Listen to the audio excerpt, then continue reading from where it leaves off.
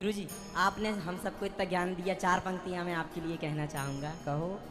भरी झोली सदा मेरी दिया सौगात से ज़्यादा, सुनहरे दिन से ज़्यादा और सुहानी रात से ज़्यादा, मेरे गुरुवर नमन। राधे राधे महाराज जी के प्रिय भक्तों, स्वागत है आप सभी को अपने YouTube चैनल धर्म ज्ञान पर। दोस्तों, आज महाराज जी के बीच प्रश्नोत्तरी में एक पुरुष ने महाराज जी से पूछा कि मैं नीच जाति से हूँ, क्या मैं आपके जैसा कथा कर सकता हूँ? तो फिर गुरु जी ने क्या क्या करे, आइए देखते हैं।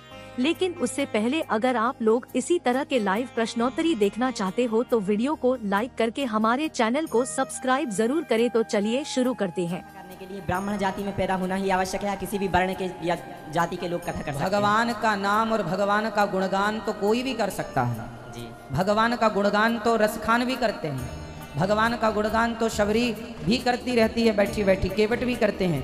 भगवान का गुणगान करने के लिए जात पात नहीं चाहिए, कोई भी भगवान की भजन गावे और गुणगान करे।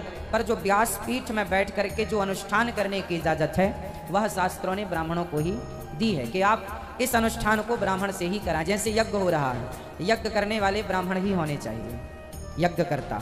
व्यास पीठ पर बैठ करके व्यास गद्दी की जो मर्यादा है वो ब्राह्मण की ही मर्यादा है। अन्य लोग भगवान का, मीराबाई भी तो गोविंद का गुणगान करती थी, किसने रोका है? वो तो गली गली हरि गुण गाने लगी, गाती थी मीराबाई। तो गुणगान करने के लिए मना नहीं है, अनुष्ठान जो है वो ब्राह्मण का ही दायित्व है, तो वो ब्राह्मण ही करे। तो भगवान से प्यार कोई भी करे, पूजा कोई भी करे, गुणगान कोई भी गाए। आप खूब कथाएं सुनाइए भगवान की, पर जो व्यास गद्दी की मर्यादा है उसके लिए कहा है कि केवल ब्राह्मण। विरक्तो वैष्णवो विप्रो वेद शास्त्र विशुद्धि। गुरु जी, ऐसे तो शूद्र भी अपना काम करता है, फिर लोग उसका परित्याग क्यों कर देते हैं, उससे ऐसे भेदभाव क्यों करते हैं? वो भी तो अपना कार्य कर रहा है। नहीं, हमारे यहाँ भेदभाव कभी नहीं था बेटा जी। शूद्रों से हमारे यहाँ कहाँ भेद है? जब शादी होती है तो मंडप के नीचे पंडित जी भी होते हैं और शूद्रों का भी काम वहाँ पर होता है कि भाई तुम ये काम करोगे, तुम वो करोगे। जब लड़के का विवाह या लड़की का विवाह होता है तो बताओ, विवाहों में सबका योग, कुम्हार का भी तो खड़ा होता है उस विवाह में जी, होता है, लोहार का भी काम होता है, मंडप गड़ाने वाला भी वहाँ पर होता है। वो मंडप में जो लकड़ी का काम होता है वहाँ पे लकड़ी का काम करने वाला भी होता है जी। तो ब्राह्मण का ही काम होता, दोना पत्तल के लिए भी काम होता है। तो ब्राह्मण ही बैठा है, ऐसा नहीं। एक लड़की का विवाह तब संपन्न होता है जब चारों वर्णों का हाथ लगता है, ब्राह्मण का, क्षत्रिय का, वैश्य का, शूद्र का, चारों के आशीर्वाद से बेटी विदा होती है। आप देख लेना, हमारे देश में कभी भेद नहीं था, ये भेद की राजनीति नेताओं ने कर करके समाज में जातवाद का जहर घोल दिया है। हमारे यहाँ व्यवस्थाओं के लिए जातियाँ थीं, ब्राह्मण, क्षत्रिय, वैश्य, शूद्र, ये केवल व्यवस्था है, ना कि भेद है। हम कभी किसी जाति के लोग से भेद नहीं, मैया बैठ जाओ, हम किसी से भेद नहीं करते, कोई भेद नहीं करते। इसलिए क्योंकि बताओ, राम जी क्या शबरी के घर जाने से उन्हें कोई परहेज हुआ? जी नहीं। क्या राम ने शबरी से भेद किया? क्या राम ने निषाद राज से भेद किया?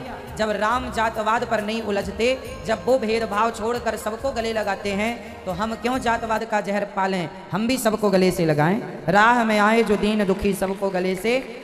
इंसानों से नफरत करने वाला कभी श्रेष्ठ नहीं हो सकता जी। इंसानों से नफरत करने वाला कभी श्रेष्ठ नहीं। हाँ, इसलिए हम तो कभी नफरत नहीं करते। हम तो देखो, सबके लिए वृंदावन में भोजन चलता है, कोई भी आए, कोई जात नहीं पूछी जाती, सब एक साथ बैठ के खाते हैं। वृद्ध माएँ रहती हैं वृंदावन में, हम सभी के पांव दबाते हैं। वहाँ ब्राह्मण माता भी है, क्षत्रिय माता भी है, वैश्य माता भी है, शूद्र माता भी। हमने आज तक किसी माता से जात नहीं पूछी कि तुम्हारी जात क्या है। हमने तो मिटा रखा है भेद। अब जो लोग भेद करते हैं वो अज्ञानी है, तो वो उनका पर्सनल मैटर है। गुरुजी, आपने हम सबको इतना ज्ञान दिया, चार पंक्तियां मैं आपके लिए कहना चाहूँगा। कहो।